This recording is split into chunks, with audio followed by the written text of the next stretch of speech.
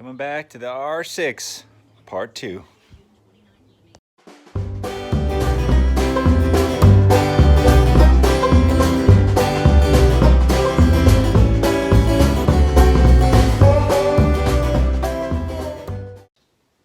Hello my friends, and welcome to Tom's Tinkering and Adventures. Today we're going to work on this R6 project I picked up a week or so ago. When we last left this project, I had got it going. I took the tank off of my wife's bike and we kind of cobbled it on there, made it work. So the first thing that I want to do is see if we can't figure out a solution to our broken fuel pump. Let me show you what I have come up with. So if you remember, and of course I'll put a link in here for you, the fuel pump on here is broken. Now, I looked up fuel pumps on eBay. I was like, okay, cool, not too bad. There was some used ones for 50 bucks, 60 bucks. Well, come to find out, this was kind of a transition year, this one. So the fuel pump for this bike is only, I think 2004 and 2005, maybe 2003, but all the fuel pumps that were available for a reasonable price were for newer models, and they will not work on this one. The cheapest used fuel pumps I found were $125, and I will put up a picture here showing how much a new one costs. All right, so now that you've seen that, maybe we're going to take a chance at fixing this or doing some sort of a fix on this. If you remember, we had some engine noise on this thing, and I will be looking at that as well in this video. But if there's something fatal going on with his engine, I'd rather not spend 150 bucks on a fuel pump or 400 and whatever it was on a fuel pump. We'll just get this one operating for now, and then we'll pick up a used one probably somewhere down the road if this fix works. So what I've done is I've gone on my favorite online location and ordered up. Let's get you in position here for this. See if I can get it out of here. There we go. Did a little bit of research, and I found out what this is called is a Bundy tube. This is your fuel quick disconnect fitting. And this one is just to go onto a fuel line. And what I'm going to do is I am going to drill this out just a little bit more and put this in here. I might have to cut just the very tip of it off of there so it'll fit into there. And then we are going to use some JB Weld. This stuff is fuel resistant, and it also handles up to 5,000 PSI. So as long as I get a good seal on there, this should work. This fitting, let me move this, I've been charging the battery. This fitting fits perfectly in on our fuel quick disconnect here. So I ordered the correct one. Don't know as if this is a great idea or a stupid idea, but it is a $5 idea. So let me get a drill.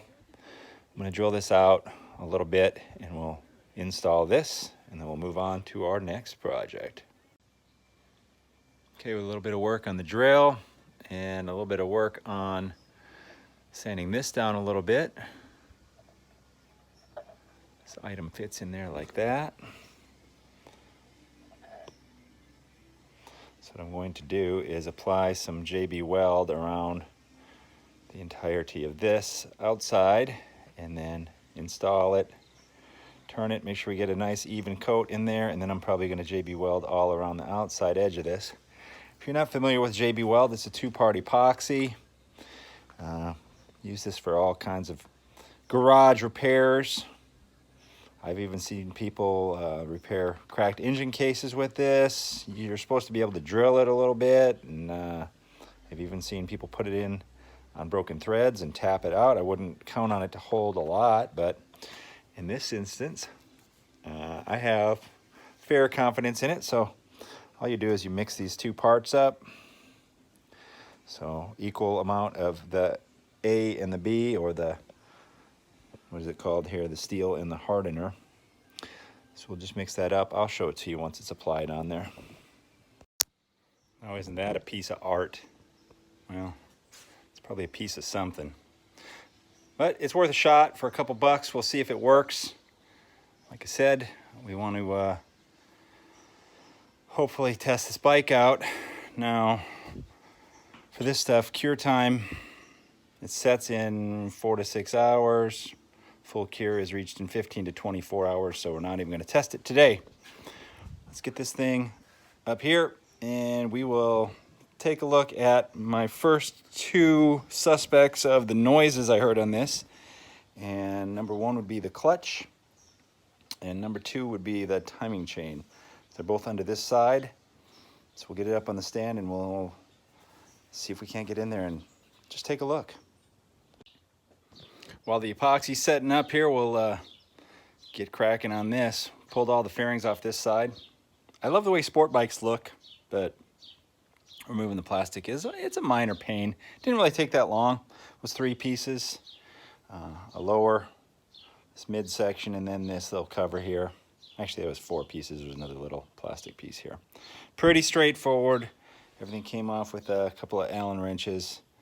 And on older sport bikes like this, you'll see broken tabs and missing bolts and that sort of stuff. So try your best to remember where all the bolts go and replace them.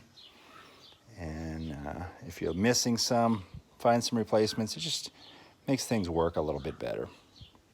Now, Yamaha and cam chain tensioners kind of have a bad rap. Yamahas have created some bad cam chain tensioners. My Yamaha Super Tenere is a fine example. This cam chain tensioner is right here. There's really not a lot I can do to check it right now. What I am going to do is just pull this cover off, because I'll be able to see the timing chain and see if there's any slack in it, or see if I can add any slack to it. And the other possibility is cracked clutch discs. That's under here. Now I'm hoping, and I'm thinking that I am correct, our oil level is down here, so I shouldn't have to drain the oil. So we'll remove this. I'll get a catch can underneath here first, but I'll remove this timing cover. We'll check that first.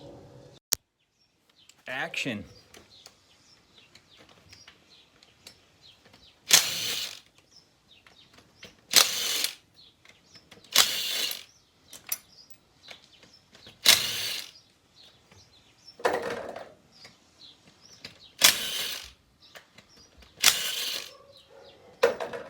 Remember, that was there. That one. Y'all are supposed to be watching out for me here. I don't think that one had to come out, but that's okay. I'm going to put it back in just a little bit. All right, let's see if this thing is going to come off.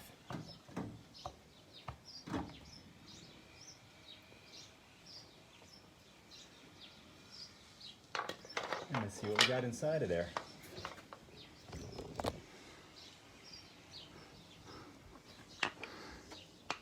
There's our timing chain. Doesn't look incredibly loose or anything. Nothing in here looks tore up. Don't see any bits and pieces floating around down in there. So that's good. See a little bit of sealant on here, which means that someone had this open at one point or another. So hopefully that means that valves were checked at one point or another. We'll get to valve check if we can get this thing operating. But I don't see anything suspect at this point in here.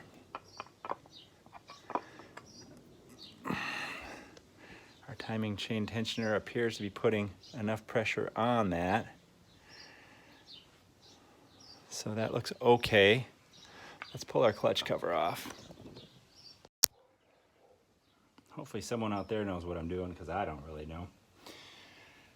I removed all the bolts around here. The only other thing I removed was there's a coolant line that goes down here to the water pump. I removed that, And since this is lower than the rest of this, water was coming out of here, so I put a little cap over that. And I also removed the dipstick out of here because it was sticking up a little bit. I thought it might interfere with this. Okay.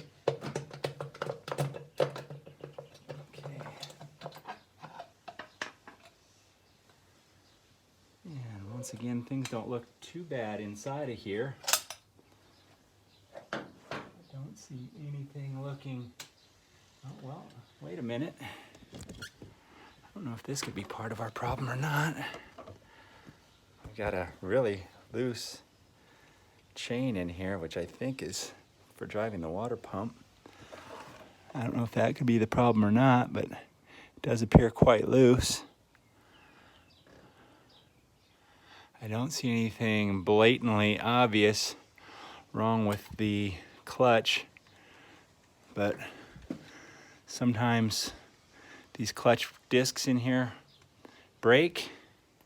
So what I'm going to do is we're going to pull the whole clutch basket apart here and take a look at it. I'm kind of concerned with that loose chain in there. That could be making some noise. And the noise sounded like it was coming from this area to me. Of course, that could be anything. It could be down here, it could be the transmission. But we'll pull these all off and we'll take a look at the clutch discs. Well, as soon as I got all my bolts and springs out, the whole clutch basket came out, or the whole clutch assembly came out in one big piece here. And wouldn't you know it, we do have one broken one. Now this would definitely make some noise. So that's one broken one.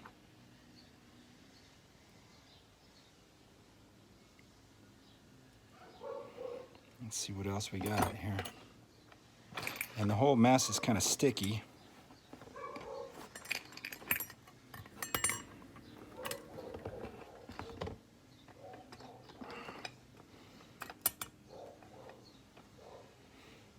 That one's got a little mark on it, not that big of a deal.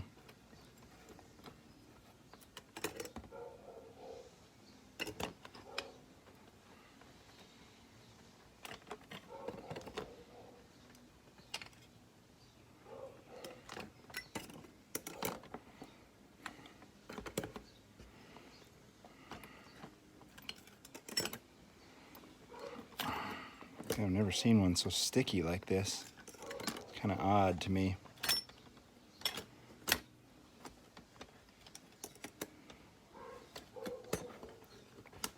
So it looks like we have one broken one.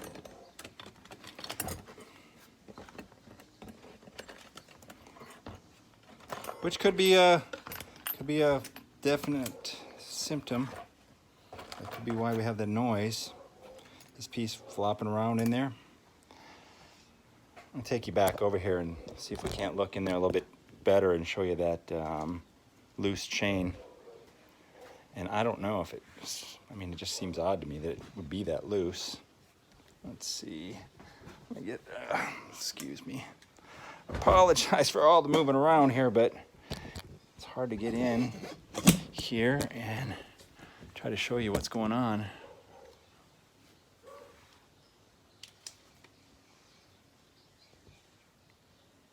There's that chain, and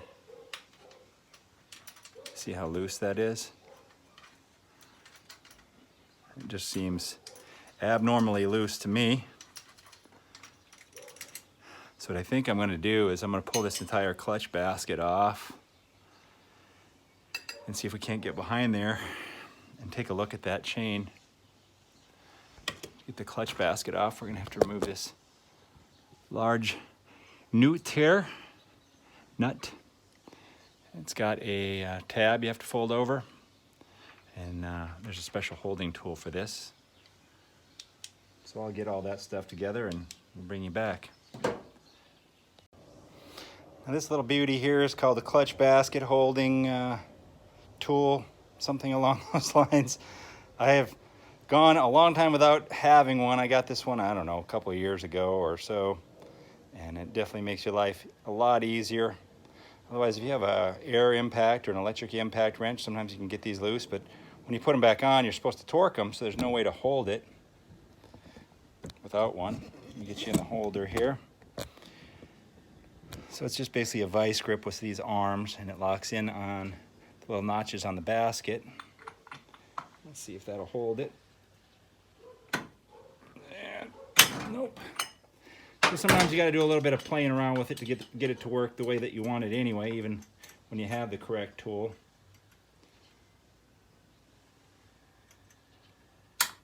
We got kind of lucky. I don't know what this little thing is sticking out of here, but it definitely helps hold this thing. Oh my God, there we go.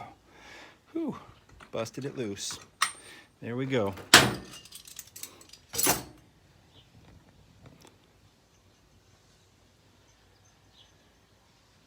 Only got a little bit of skin knuckles so far, so we're still right on track with this whole project. This should pull out.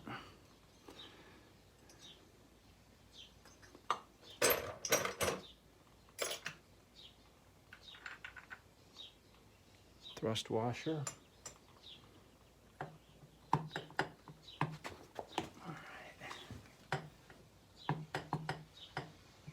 And now,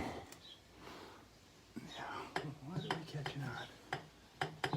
Oh, we got to pull this inner piece out here. Yep.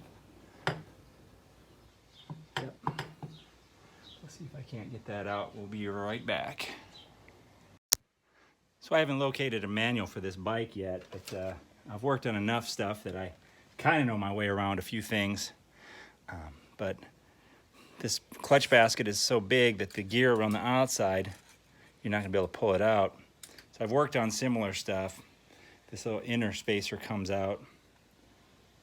So what I've done is I take a small screwdriver, maybe these are even threaded, you can put a bolt or something in it, but that inner sleeve comes out. It'll be hard for you to tell what you're looking at, but there you go. That inner sleeve comes out, and then this whole thing should slide over enough that I can get it out now. I'm hoping. Well, wait, there's another inner bearing that either we can push in or push out, one of the two. Let's see if we can get that inner bearing out. There we go. That looks to be in okay shape.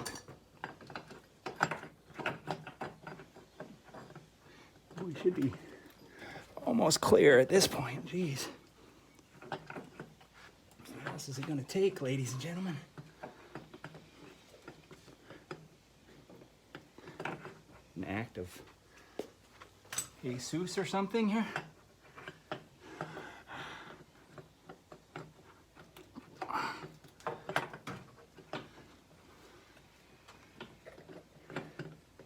Okay. My goodness. I gotta be missing something, but that's what I get when I'm working without a manual.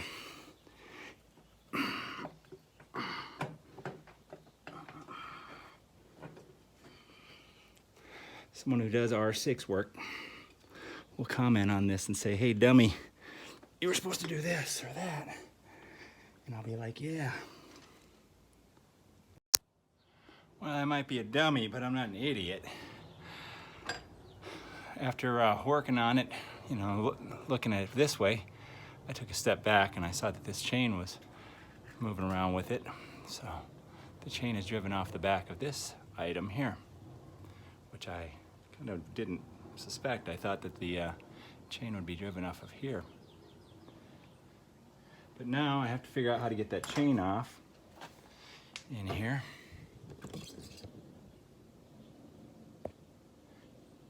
So, no idea on that. I'm gonna have to probably do a little bit of research, or at least see if that thing should be that loose. It just seemed odd that it's so loose. And now, I don't know. I kind of want to put that clutch basket back in there and try to get that on there. Check it again. But while we're in here, I can take a look. Let's see, here's the number 4 number 4 rod end. Can't really see anything obvious there. I don't see anything obvious down in here. I pulled the water pump off.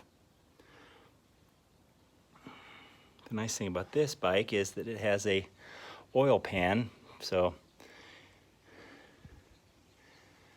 since we already found one suspect item, I want to change that out first and foremost and see if that's what's causing our sound. And then this is, like I said, this is also something that I want to take a look at, this chain.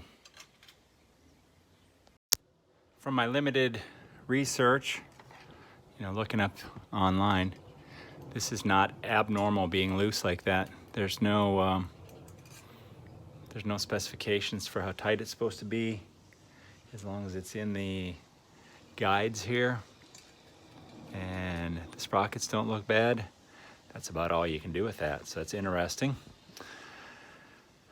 So that being said, we will put this clutch basket back together. I just ordered a cheap set of clutch discs because, as I said, we still haven't even test rode this thing. Who knows if there's anything else wrong with it. I don't want to invest too much money just yet in it. So let me get this back together and see where we're at.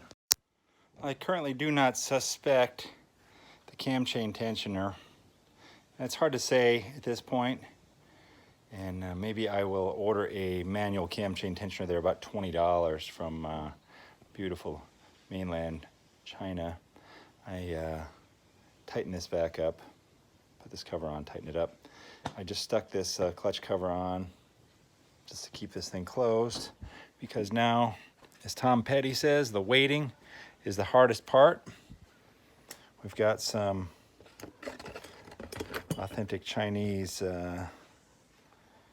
clutch discs coming here for $38.87 or something along those lines. So we'll see how that works.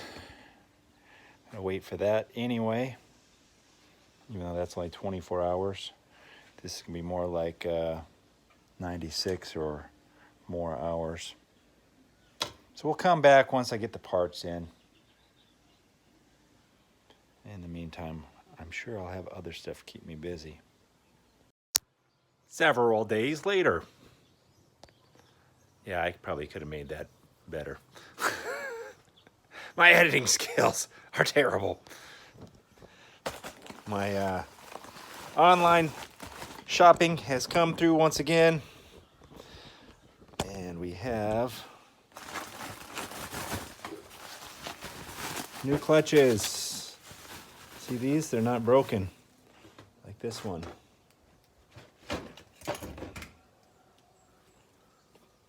So what we need to do is soak these new clutches in a little bit of oil. Just gonna, probably what I'll do is I'll just put a little bit of oil in this container. I'll clean it out, take the old clutch basket stuff out of there, clean it up, put a little bit of oil in there. Soak these in oil. Basically, you just gotta get oil on them.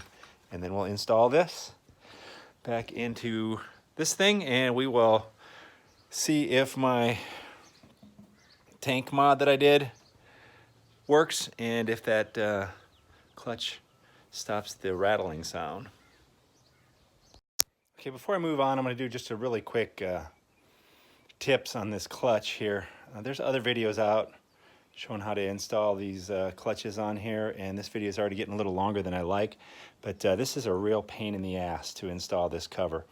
Your best bet is to remove this filler cap and get a headlamp or something so you can look inside of here. There's a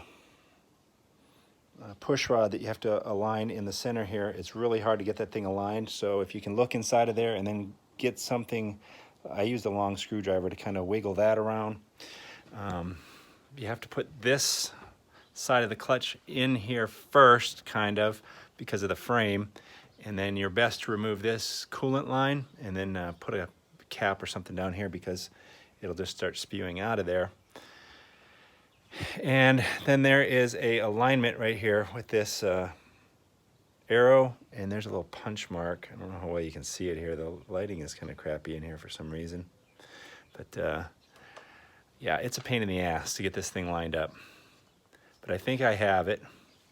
And like I said, I'm not going to put too much time into installing the clutch because that would be a video all in its own. So now we'll get to hooking up this fuel tank. And if you remember, no, I don't barely remember. It's been a little bit of time here, but I put that JB weld on that piece on here. And there it is. It looks like it's probably going to hold. We'll see. So I'm going to hook this all up. And where is the one that had the bolt in it? Oh, right down in here somewhere. There it is. That one. And that goes right there. Remember where, if you watch my other video, we ran it with that bolt in there, but that should be the recirc for this thing. So we'll see if we can get that all hooked up, and we'll be ready to fire this off in just a little bit. I put about a half gallon of gas in. We're all hooked up here.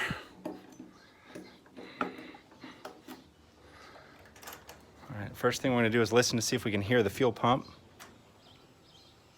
I definitely hear it cycling.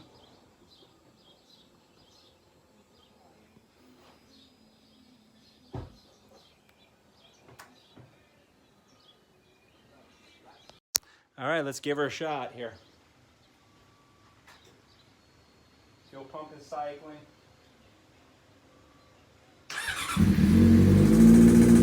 Oh, we still got a noise.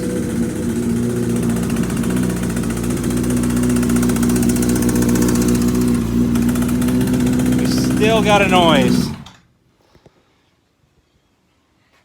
So we need to track that down to figure out what's going on. Ticking noise. She started up and runs fine, it sounds like anyway. I really wish I could drive it. I don't want to drive it with that noise though, just so I could feel if the transmission is working properly. Because it very well could be a transmission noise.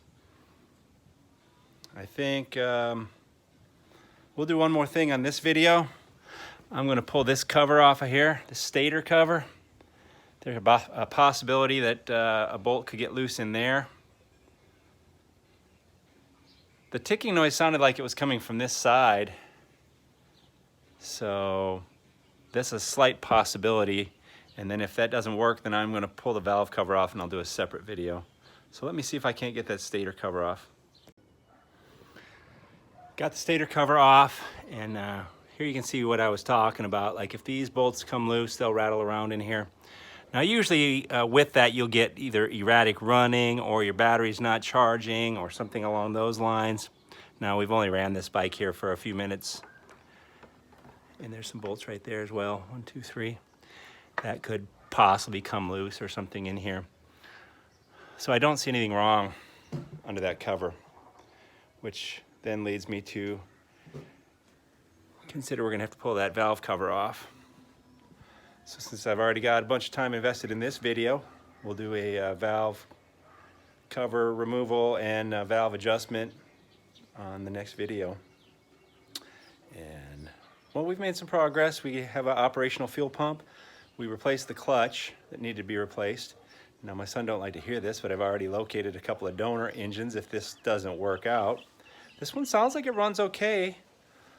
Besides that tickety tick tick tick, which is not a pleasant sound. But we're going to be hopeful that that's something simple. We'll see on the next video. If you like what I'm putting out, go ahead and give me that thumbs up. Leave a comment down below. Click that subscribe button if you haven't already. I appreciate it. Thank you very much for watching. Get out there and find your adventure. Adios.